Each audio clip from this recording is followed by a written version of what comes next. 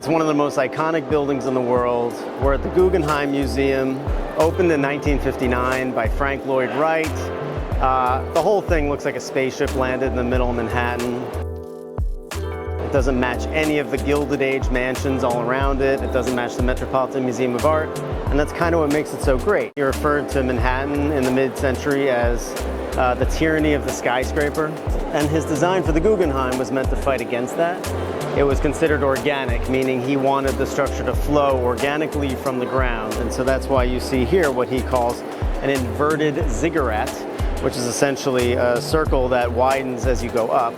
Surprisingly, not everybody was on board with this building when it opened. Louis Mumford of The New Yorker at the time wrote "What Wright hath wrought," which criticized his design entirely, saying that he imposed unconditional surrender on the rival artists that were going to be showcasing their work there.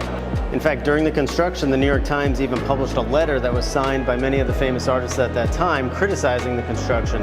People like Robert Motherwell, Franz Klein were very much against the structure of this building, thinking that the artwork needed to speak for itself and that the building was a distraction.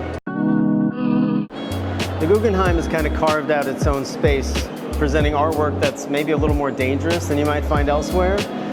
Typically presents avant-garde, contemporary pieces, things that are a little more offbeat, hence the chains. The Guggenheim is kind of cooler than most because with Carol Beauvais' generosity, they opened the Tactile library, which kind of represents the work they have on display, and you can actually come here, pick it up, touch it.